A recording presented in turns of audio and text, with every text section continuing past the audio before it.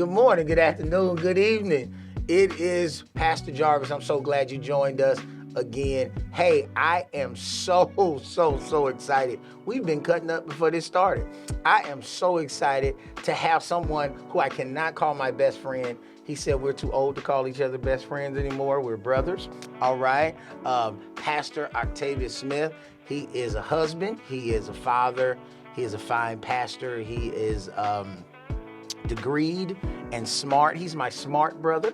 All right. And we are going to have a whole lot of fun and amazing conversation. Before we get into that, I wanted to ask you so very kindly if you could go ahead and follow us, subscribe on whatever media outlet you're watching this on. If you can follow us, and we'll follow you back. We may share some of your content as well. So if you can do that, that would be highly appreciated. Pastor Smith, Octavius. What's going on? Hey, what's up? What's going on, brother? Oh, I'm great, man. I'm great. How about you? I am amazing. You know, I do horrible commercials, right? Right. But I did want to say something to sound smart, since you're the smart brother, so I could, No, let me correct that right now. He's the smart one. I'm just the one. No. He's actually a lot older than me. You can tell by the gray hairs on his face. He's very older than me. Hey, we're having fun. We're clowning. We're kicking it. But we're talking about something today that is so important. It's something that I value about you and I relationship. Even though we're not blood brothers, you couldn't tell our families that, right? From our children to our parents, to those, anybody that knows Pastor Wash and really knows me has heard about Octavius Smith. He is my serious brother. He is serious. Somebody has to be serious some of the time. That's right. And That's right. So over the years, there have been times where, I've been go about a thing, and you'd be like, hold on, think about it. Or you're holding on and thinking about it. And I'm like, go, hurry up before the door closed. And accountability, what do you think about, to our folks, what do you think about when you hear the word accountability? O.L. Smith version. I think it's just own it. Own it. Whatever you say you're going to do, whoever you say you are, own up to it. But before we go even deeper, thank you for inviting me on here today. Then be a little professional here. Thank you. Start that way. Thank you all. Thank you all for inviting me. But I think before we even go even further, man, we have to go back. I know we have to go back to where we first met. Yes, that's good. So dating myself. So we were both exactly. So let me so what y'all about to find out? He say I'm older. See, what you're about to find out now. I'm not that much older. Well, it seems like it, So we were both youth pastors in Orlando. We were both youth pastors, and we met through a mutual friend, attended our church, worked at your church, and said basically we should meet each other, right? I don't really remember exactly how that went, except that they said we came to an event. I don't know if I came to your youth event or you came to my youth event. But then it just started for years. We was going to both. Both. And I got to tell this story because we can't leave this story out. And the story goes like this. I told Pastor Wash, I don't trust you. You talk too fast. He did. You did tell me that. You're like, man, you talk too fast, man. I say you got to slow down. He's from California, and I'm from the South here in Florida, and so he had that fast talk. But over years, just working together in ministry, we became brothers until we began to really talk about some things where we had to start holding each other accountable. And I think that's something great. I don't know if we want to start there, but we got to get there at some point. Before we end. So I think we formed this brotherhood. We weren't just friends. We formed this brotherhood, and you're naturally standoffish. Right. You're naturally private. Right. You can know a lot of people, which you do, but you don't do a lot of people. You don't have deep relationships with a lot of people. You're my brother, but we are night and day in certain areas, and I've gleaned so much from you. And I wanted to talk. I want us to go back a little bit. That's okay, because we have similar background. Your master's degree, various things. You know, you never went to jail, but you did things that people go to jail for. I went to jail, right? You went to Jesus, all right? So I Wow. wanted to say, yeah, no, yeah, you went to Jesus. Yeah, you went to Jesus. I went to jail, right? Okay. I found him in jail. You Okay. found him Okay. at the church. All Okay. right, so I wanted to be, because I don't want to paint the picture that since we're such opposites that we didn't have similar struggles with our parents and various things in the past, but we met already knowing Jesus Christ, already have a personal relationship, already have, I had a ready-made family, married a wife, she already had kids, various you were raising your kids with your amazing wife, sis Keisha, and we both were trying to learn. We both were trying to grow.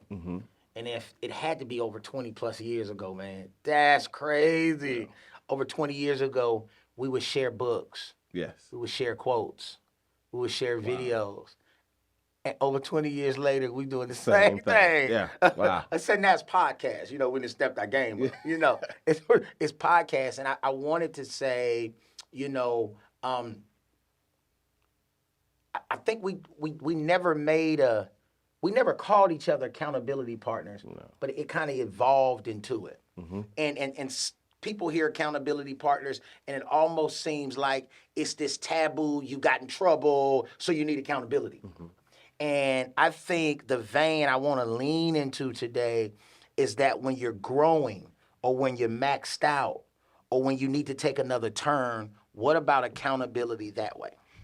It helps you to stay focused and in line and tune in what you are called to do or called to be or who you say you are or what you say you're going to do or what you're believing for. There are times over these 20 plus you already, I can't even get it out.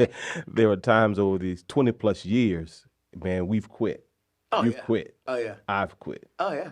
And, on your side, I will tell you, no, you got to hang in there. Yeah. We'll pray you through and talk you through. That's holding each other accountable. Or on my end, man, I don't know if I can do this. How many times? I know you keep talking about seminary and my master's degree, and that's great. That's wonderful.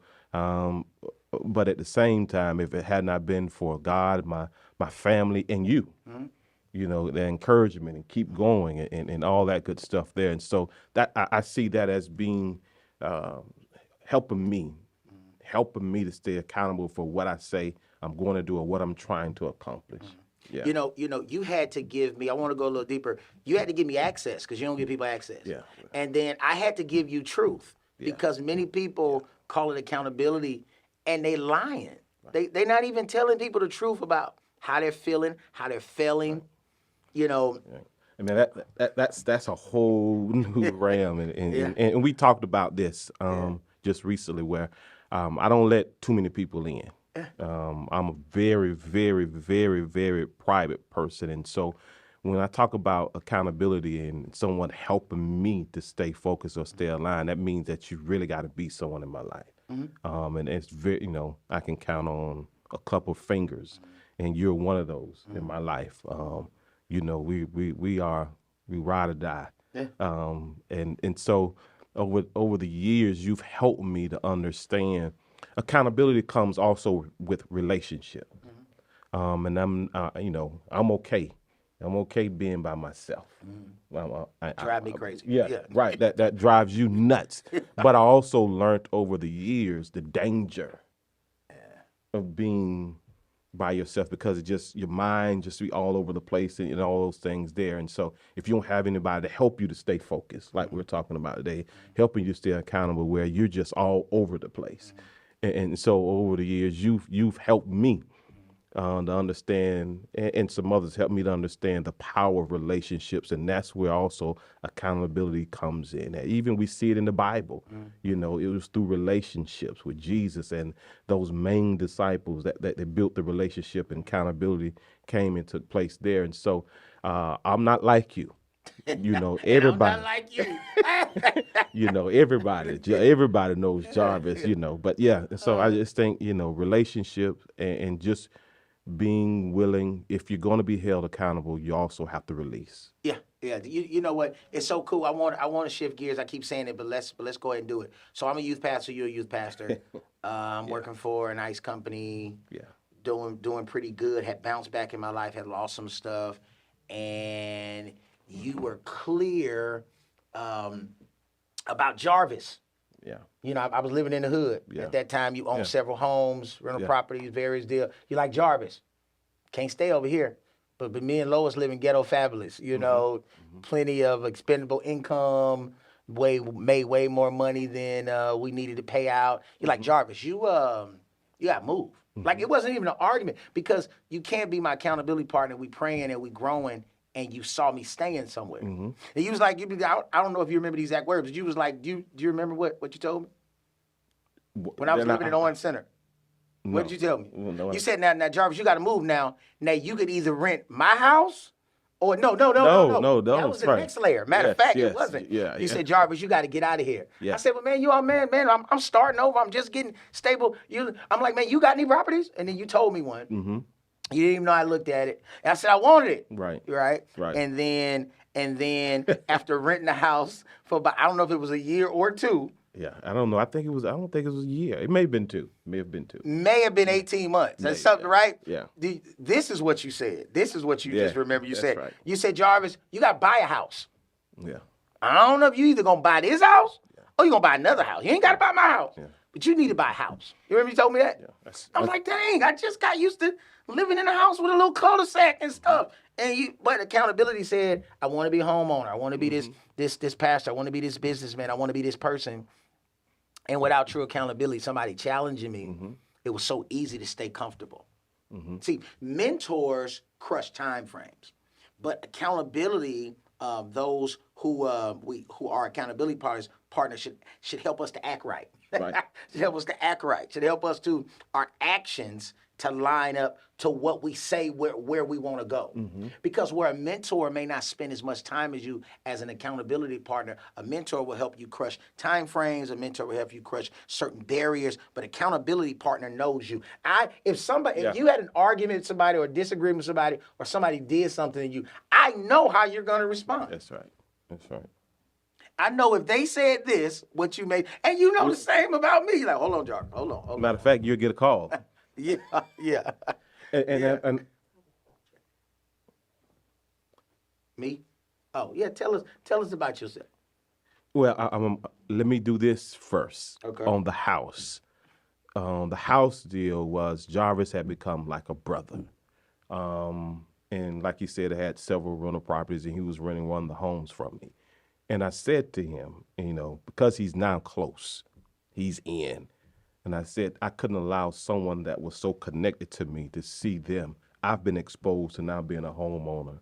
I wanted this brother who was close to me, like a brother, to own his own home. And I shared with him, now you can buy this house or you can go somewhere else, but you got to own your own house.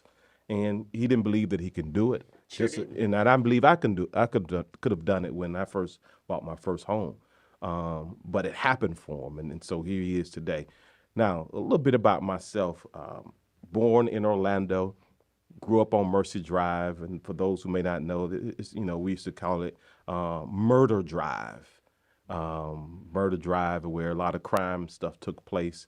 At the age of about 13, 14, I started being, in the streets, doing the things what you see in the streets. And it was, for a little while, I journeyed down the wrong road. But one day, no one came to me. No one came to me and said, hey, you need to get saved. You need to turn your life around. It was just an encounter right there in the hood. I want y'all to know Jesus can show up in the hood. In the hood. And so while sitting there in the hood, in the parking lot, in the car, with drugs in my hand, I said to a friend that was sitting in the car with me, I'm done with this. That was on a Friday. On Sunday morning, I found a church to go to, and the preacher preached a sermon, stir up the gift that's on the inside of you. You remember the sermon. And I gave my life to Christ at a 7:45 service. My wife, who's my high school sweetheart, I went and picked her up to bring her back to the 11 o'clock service. Her and my oldest daughter now, they came back. She didn't know that I had gave my life to Christ. She got up and gave her life to Christ as well at 11 o'clock. That was in 94. and I believe in '97. No, that was in '97. We got married also about 3 or 4 months later because we were already high school sweethearts. In '99, I answered the call to preach. Didn't know what I was doing. Didn't know nothing about no Jesus or anything. I just knew he was calling me to do something. You're And preaching and now. so here I am today. And I met my buddy, my good friend, my buddy, old pal, Jarvis Wash, who we really do hold each other accountable. And so, I'm thankful for being here and having this conversation with him. You know, so many different phases, you know, and areas where you wanted to kind of get free or or not be as you're an awesome manuscript preacher, right? So you line upon line, detail by detail, you know, but in other areas where whether there were relationships or conversations or just coming out and asking somebody something, which is normal for my character, which was kind of a struggle for you. You came out strong in those areas, and I could think about exposure, accountability breeds exposure. You went to Africa first. Yeah. You went to Africa first. And you came back with the big beard. Remember? You came Like back. now. Remember the big beard? Yeah, Yeah, you man. got Like that. this is my inspiration, right? Like I got it for you when you went to Africa, right? Yeah, So you went to Africa first, and then you came back. Like Jarvis, man, you gotta go to Africa. Yeah. We Remember made it telling me that in happen. the parking lot Yeah. of the church? I was like, dude, you gotta go to Africa. Like next chance you get, you need to go to Africa. Because it was life changing and you couldn't explain it all to me. It had to be experienced. I think accountability does that. You know, Jesus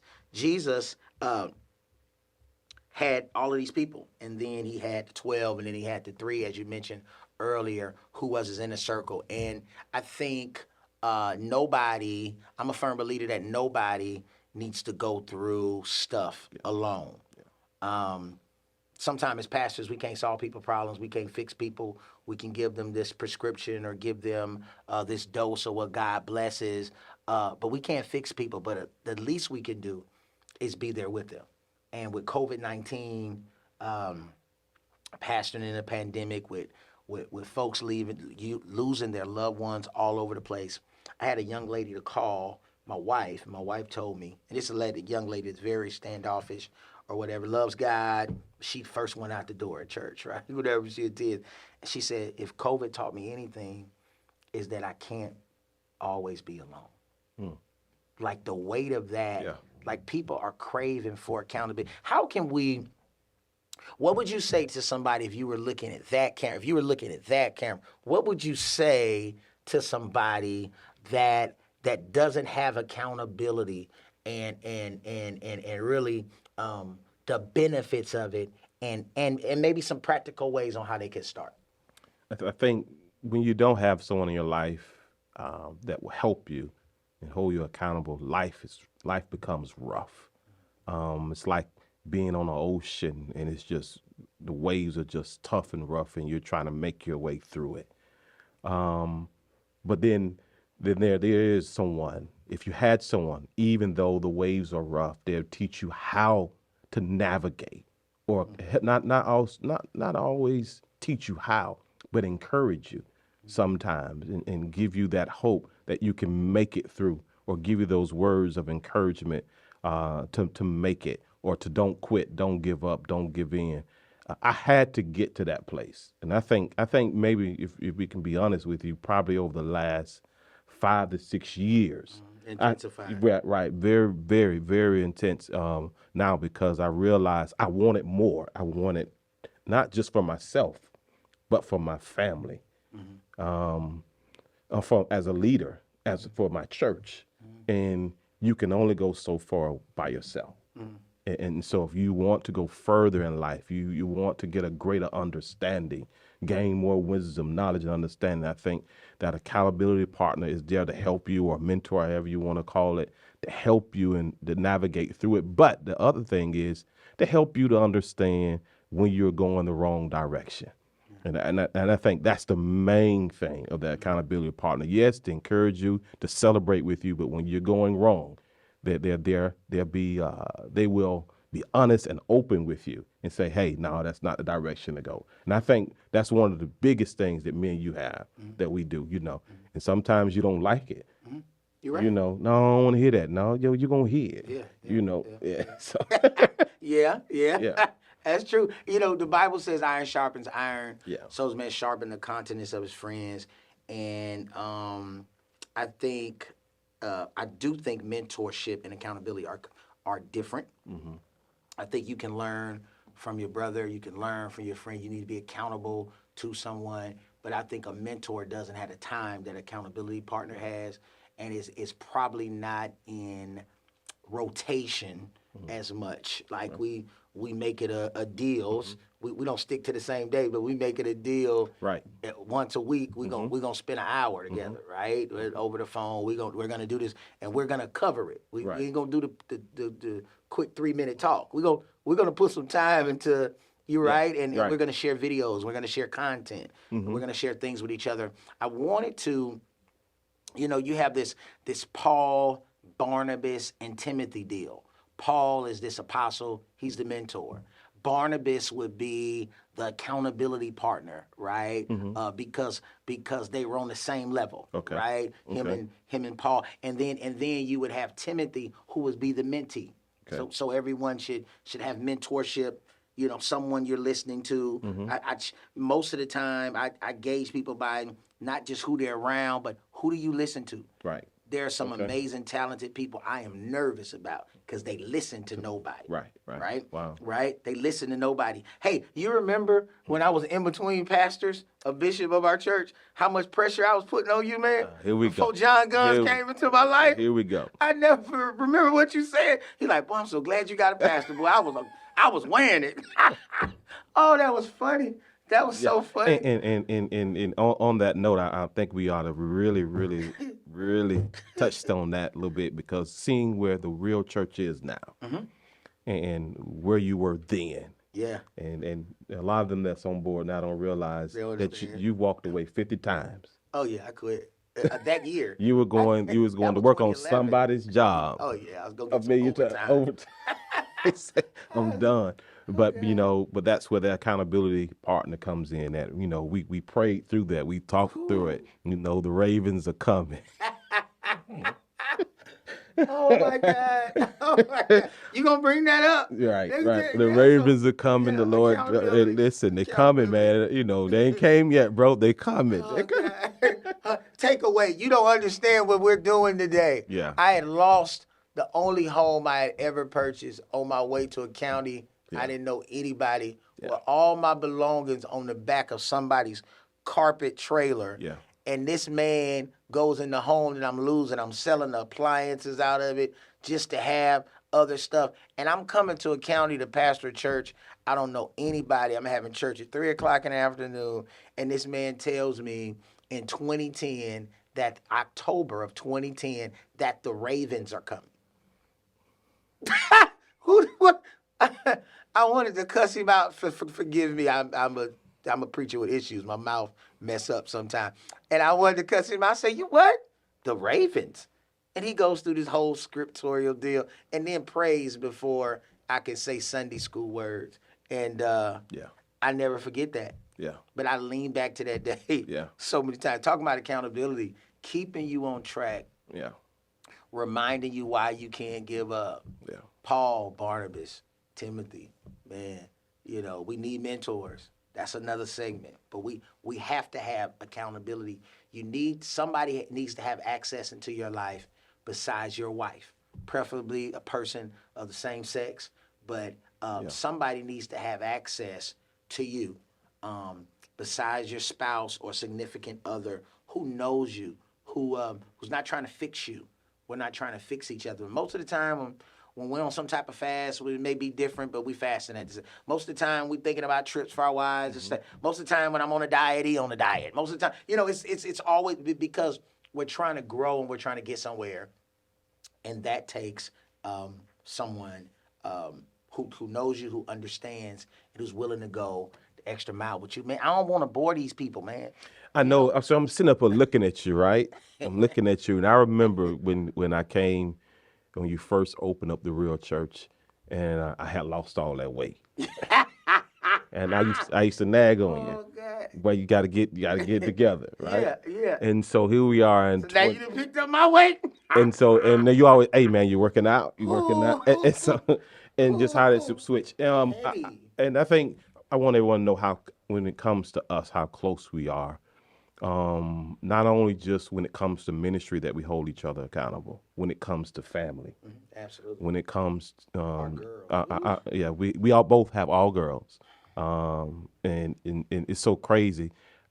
He has a daughter, nickname. These are nicknames for those who don't nicknames. It's not their real names, but one name is Kiki, the other is Tay Tay, right? I have a daughter that a nickname is Kiki, and another daughter whose nickname is Tay Tay. It's so crazy. But when it comes to the marriage, we make sure that we hold each other accountable. When it comes to our family, spending quality time, we talk about that, making sure we spend time, intentional about it. We had to get there. We weren't always there. Now, we had to grow up and get there. We got there together, and then we continue to hold each other accountable to that as well. So, yeah, I don't know. So I'm gonna board these people. So I gotta come with it. I can't have you here and don't come with it, man. What's your favorite group, rapper, singer, all time high? I'm talking about 80s, 90s. What's your go-to, Reverend? What's your what's your what's your go-to? Bring it, man. Come on. You can't lie to these people on the screen. Okay, what's up? So, I think I know, but you know. well, who is No, it? I don't know. I don't know. I don't know. I think I know though. So my I like to listen to rap. Yes, yes, yes. You better not have said no gospel. When Go I ahead. work out and stuff like that, but I love my gospel music to Okay. be inspired, Wow. to get focused. When I'm at work, I play my instrumental music, gospel music, all that. Little baby right now. Little baby, right? I was gonna say little baby. Little baby right now because he has a song with Kirk Franklin. Yeah, that's why. That's why. We win. We win. We win. It go hard too. Yeah, we win. I like that song. I like Yeah. that song. So, what's your drop dead number one favorite food? Lasagna. Lasagna, the meaty. Yeah, it got to be right. cheesy. It got to be right. Lasagna. Yeah. Okay. Lasagna. Believe it or not, salad. They're A lasagna salad. a salad Oh, a salad. I was like, and you ain't tell lasagna. me about that, bro. No. Let me see that place we ate with here the we long go. stuff, and I didn't know what that stuff was. I don't remember the name of the place. It was like a little fancy area. You know what I'm talking about? What was the name of that place? I don't remember. You man. remember? Okay, but you knew how to order. There. Oh, Fresh Kitchen. Fresh Kitchen. The one we yeah, just with went the to. bowl. Yeah. You know when you get old, you say we was just there. It'd be like 6 months. Yeah, it was a while ago. Yeah. So What about no? Hold. What's your favorite? Who's your favorite bro, artist? I'm the host, man. See, that's the big brother stuff. I'm the host, bro. You can't be around here. Banana pudding is my favorite. That's your favorite food. That's my favorite dessert. Yeah, Dessert. Oh, no, I eat I'm banana pudding every day. Okay. Dessert. What's your favorite dessert? Red velvet. What is it? What's your favorite dessert? What is it? It's your favorite dessert. What is it? What's the chocolate? The with chocolate the chip. with the caramel and coconuts and all that in it. What is it? What's that chocolate cake called? German chocolate. That's you it. Need to you ain't had it in a while. I kind of it's too. You fasting right now. You fasting right now. We will be talking about German chocolate. but you haven't told us the artist yet. Oh my brother, you gonna be the only one ever on this podcast that made me tell my favorite artist. We know. He started with a beat, don't he? Yeah, little Boosie. I'm gonna bring him to my youth revival. No, my young adult conference. When I get it, Oh Jesus. oh boy, you got a problem. I'm bringing to my young adult conference. Yeah. If I fall, wipe me. Yeah, that's a good guy. So. Last thing, if you could take a few seconds and just any last thoughts, final thoughts to the takeaway, any final thoughts to take away to those on implementing accountability or benefits. If you don't have accountability person in your life, I think one of the steps is first you got to be accountable to yourself, and that means own up to whatever it is that you say you're going to do and be. Things of that nature, but also you got to be in a relationship with someone that's gonna And if I could just say it this way, keep it real. Keep it real with you at all times. Not just give you what you want to hear, but what you need to hear as well. Not just what you want to hear, and not be afraid to say, hey, no, you don't need to go there. You don't need to say that. You don't need to do that. You don't need to think like that. Just being there at all times. If they can't be there with you at all times, and I'll also let you know, listen, some stuff you got to handle on your own, you know. So I think, I'm still growing. I'll be honest with you, I'm still growing in that area. My circle is very slim with that, but I think I have some great people around me now. And what makes it great is that I release myself. I don't just give them just enough to be like, oh, he good. No, I tell them the good and the bad, because back in the days, you just knew the good. That's accountability. Right. The good and the bad. Yeah. So truth. yeah, exactly. I just give you blood raw. Just tell you this is how it is. This is what's going on, and you have to. If you're going to be that open, you got to be careful who it is. Yeah. That you're calling your accountability partner or person that's going to hold you accountable. I think it morphs into it. Thank you so much for being with us today, my brother. This amazing is I trust him with my life. I trust him with my family. We both do horrible commercials. That's how you know we're brothers. Yeah. He has a T-shirt company. Everybody in his family has some type of company. I'm really not kidding. From his kids in high school to his daughters in college, to those who have graduated from college, to his wife. We'll have all of their links up and all of the various things that they're doing. He's doing some amazing things. You can follow him on social media at Octavius Smith. Octavius Smith on all things. Yeah, so thank you so much, and we value that you took the time out to listen and to watch. Have an amazing day. So what's the takeaway? I'll tell you what the takeaway is not. It is not a sign of weakness or an admission of failure to bring people into your life that serve to lift you up and hold you a certain standard. That's accountability. Accountability is for everyone. When you begin to acknowledge you're accountable, people want to hold you accountable. Allow them. There are certain benefits of accountability. When you don't have someone in your life who will hold you accountable, the road is rough. But if you have someone, they can encourage you not to quit or give in. They actually celebrate you. When you're going wrong, they can tell you when you're going the wrong way because they've been around you enough to know it. So how do you remain accountable? The takeaway: consistency matters. Keeping you on track, reminding you why you cannot give up. Someone needs to have access to you besides your spouse or your significant other. Accountability. How do you remain there? It's about being intentional. Do it on purpose. Schedule it. You must be accountable to yourself before you can be accountable to anybody else. We must be in relationship with someone you can keep it real with. It's about being able to be vulnerable. Accountability will help you act right.